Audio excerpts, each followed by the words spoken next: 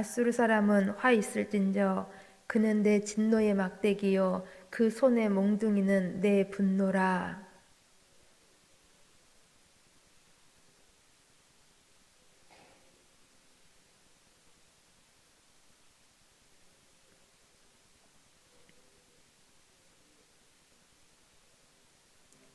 그의 뜻은 이같지 아니하며 그의 마음의 생각도 이같지 아니하고 다만 그의 마음은 허다한 나라를 파괴하며 멸절하려 하는도다.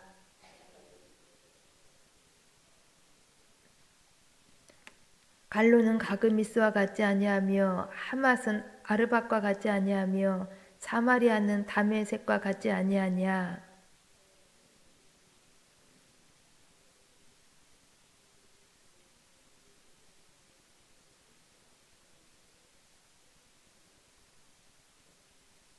내가 사마리아와 그의 우상들에게 행함같이 예루살렘과 그의 우상들에게 행하지 못하겠느냐 하는도다.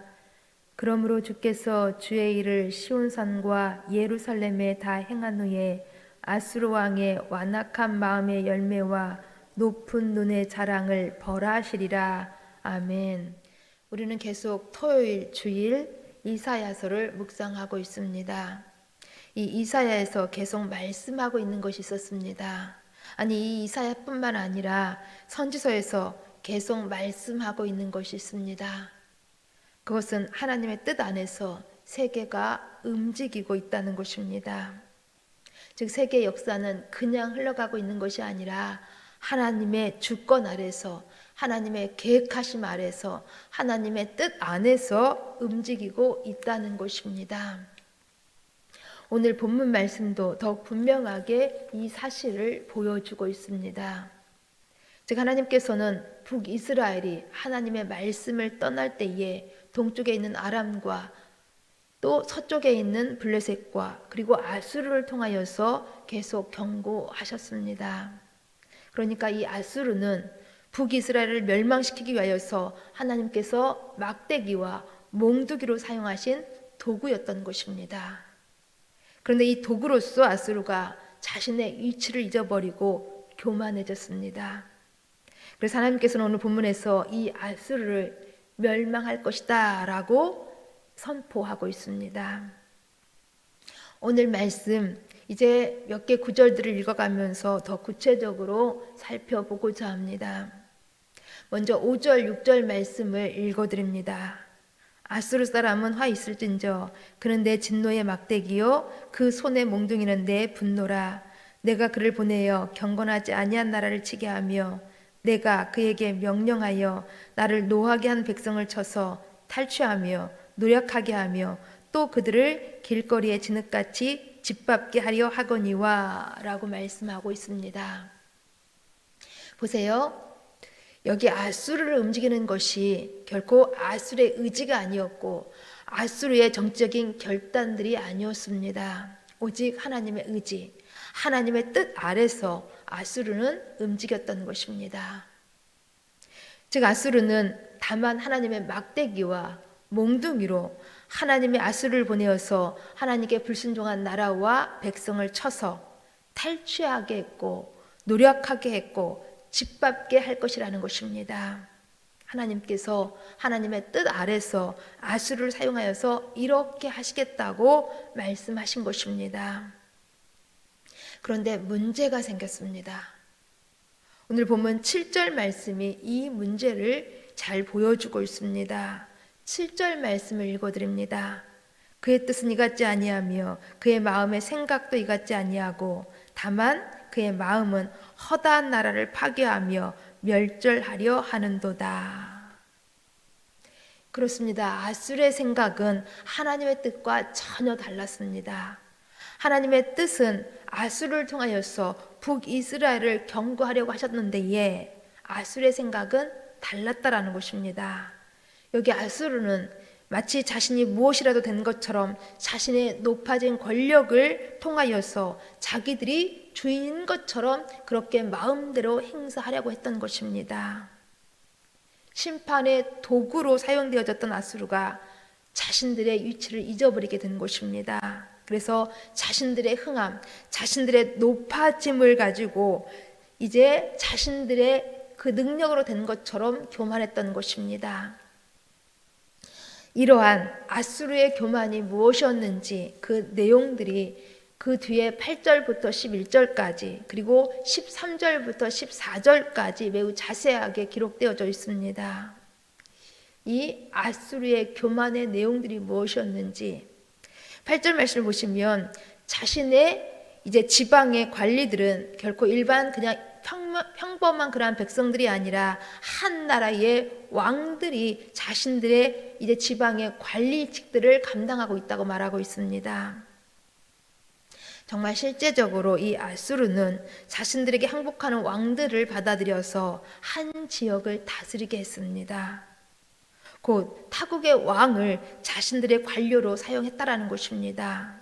그러니까 얼마나 자신들을 높게 생각했는지 왕들을 다스리는 왕 중의 왕이라고 자신들을 그렇게 여겼습니다. 그러면서 10절에서는 이제 고대 근동에서 신을 바라보는 그러한 개념들이 나오고 있습니다. 즉 고대 근동에서 전쟁이라는 것은 단지 한 나라와 한 나라의 싸움이 아니었습니다.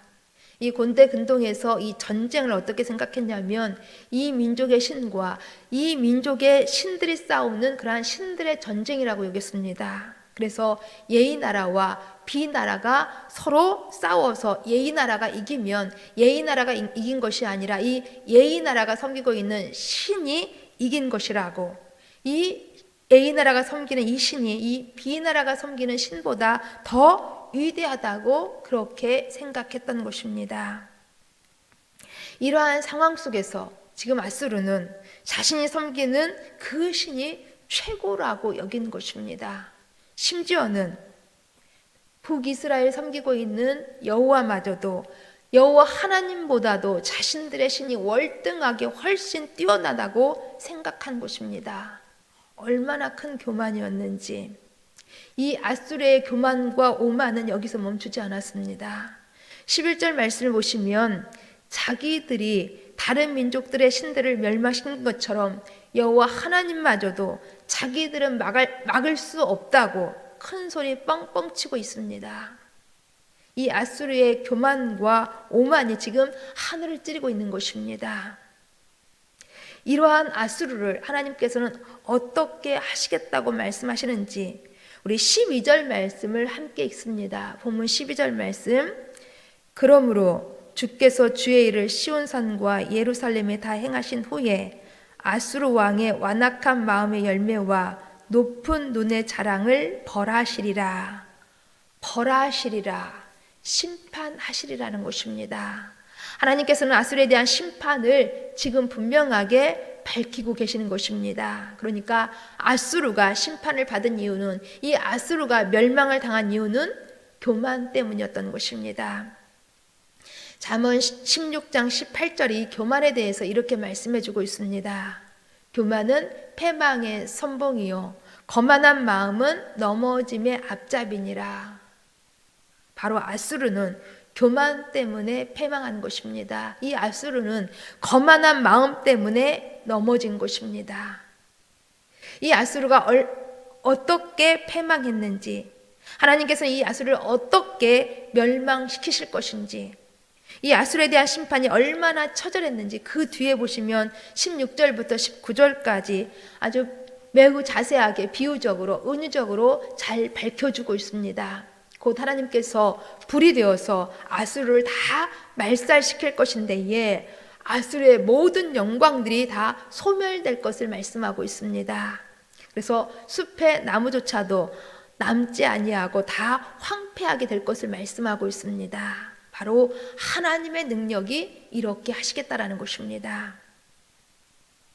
우리는 하나님 앞에서 겸손해야 하는 것입니다.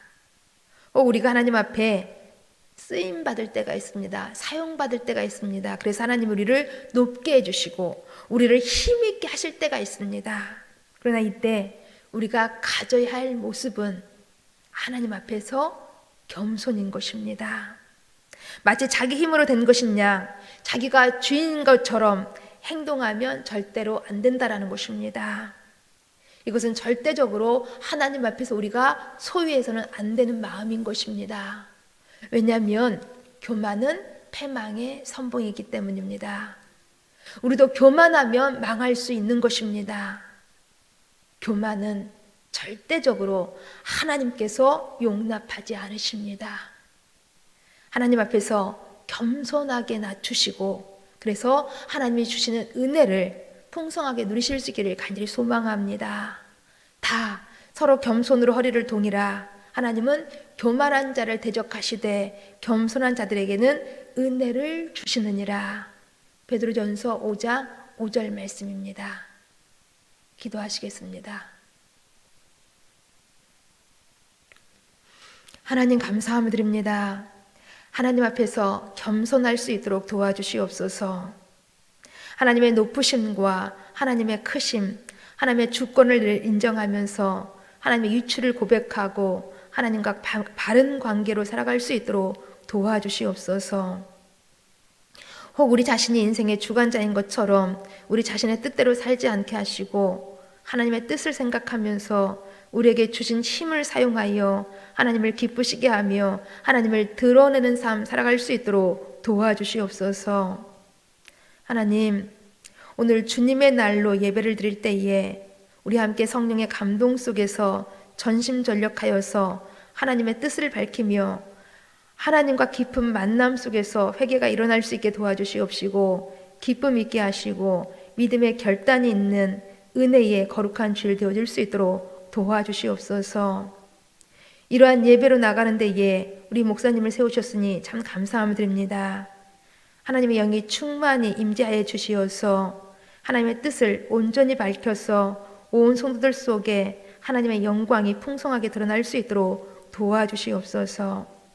예수님 이름으로 기도합니다. 아멘.